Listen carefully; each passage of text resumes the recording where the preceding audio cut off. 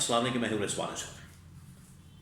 سابق D G I S I general Faiz Hamid کا جو کیس ہے اس وقت کورٹ مارشل ان کا ہوا اور انہیں سزا سنائی گئی، لیکن ابھی بھی ان کے اوپر ایک چارج ایسا ہے جس کے اوپر تحقیقات ہو رہی ہے اور اس کا باقاعدہ طور پر اعلان بھی کیا گیا آئی ایس پی آر کی جانب سے۔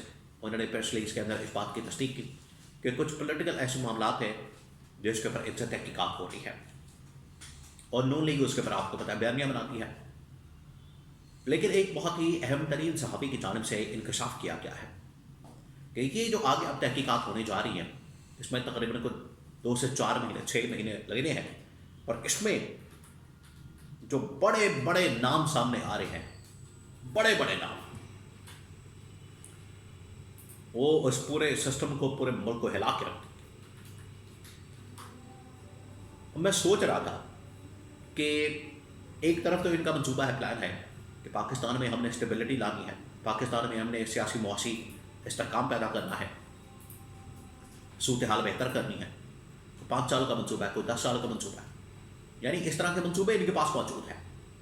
اوپر سے اس طرح سے کٹے کھولے جا رہے ہیں، اس طرح کے کھاتے کھولے جا رہے ہیں، اس میں بڑے بڑے نام ڈال کے، تو پھر ہر روز ہی یہاں پر پاکستان میں خبریں کچھ اور ہی چلیں گی، یہ پکڑا گیا، وہ پکڑا گیا، یہ کہانی آ گئی، وہ کہانی آ گئی۔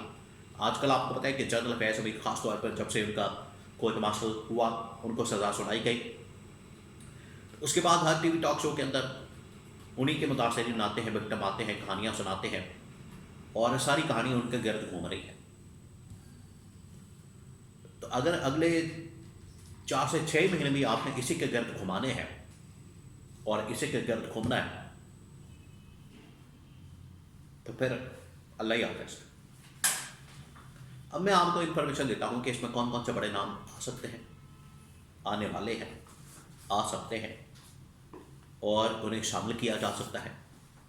اس کے بارے میں بڑی اہم ترین معلومات میرے پاس موجود ہے، وہ آپ کے ساتھ میں شیئر کرتا ہوں۔ دیکھیں، جن دنوں میں یہ کورٹ مارشل ہو رہا تھا سابق D G I S I general Faiz Hamid, دیکھیں یہ جو فیض حمید تھا، ایک تو ڈی جی آئی ایس آئی بھی رہے، کور کمانڈر رہے، اس کے بعد یہ لوگ اس کے اوپر بات نہیں کرتے کہ جو سب سے ٹاپ کی پوزیشن ہے پاکستان میں ملٹری کے اندر آرمی کی، وہ ہے آرمی چیف کی۔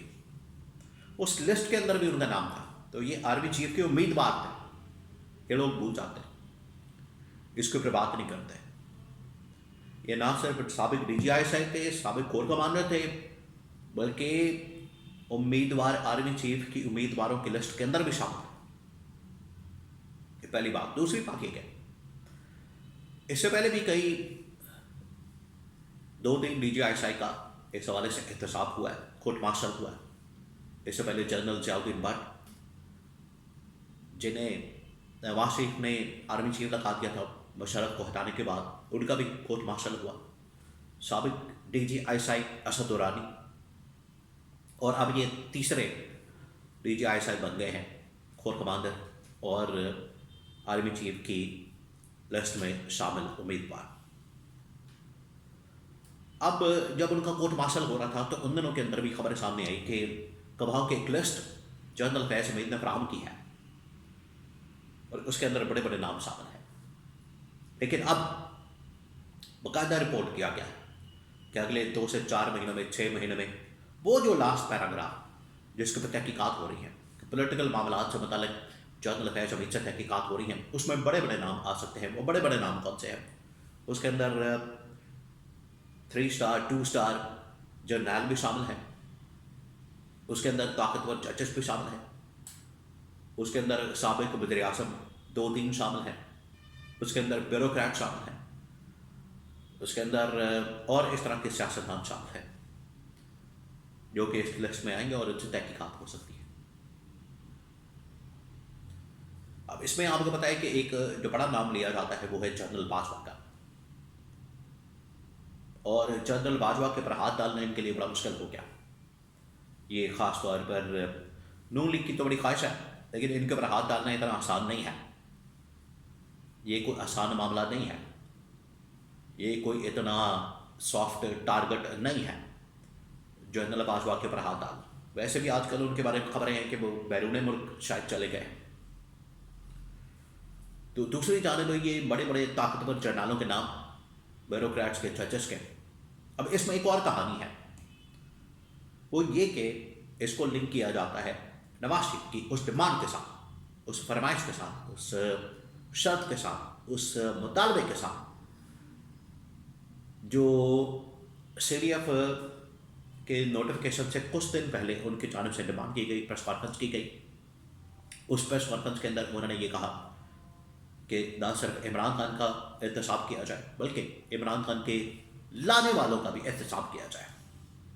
اور اگر لانے والوں کے اندر لسٹ دیکھی جائے تو اس میں یہ جرنل، اس کے اندر یہ ججز، بیوروکریٹس، یہ لوگ آتے ہیں.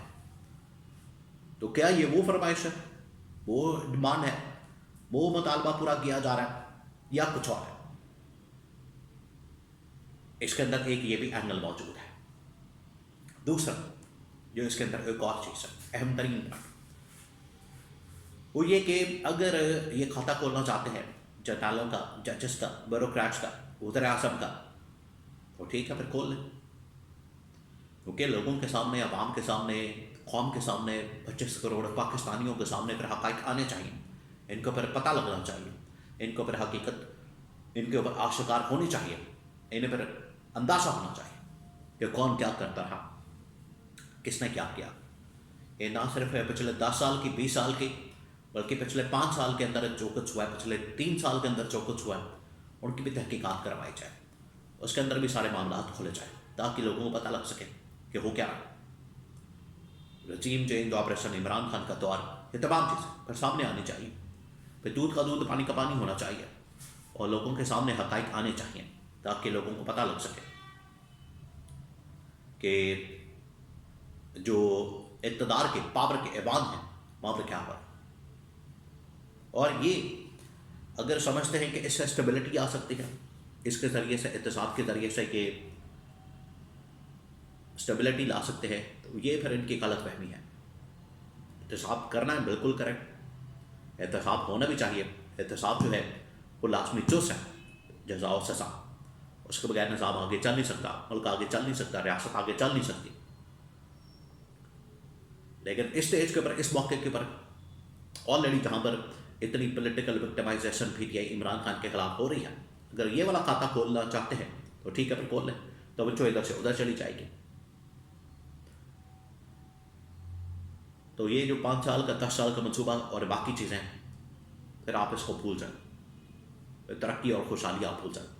پھر اسی چکر میں ہم لوگ گھومتے رہیں گے.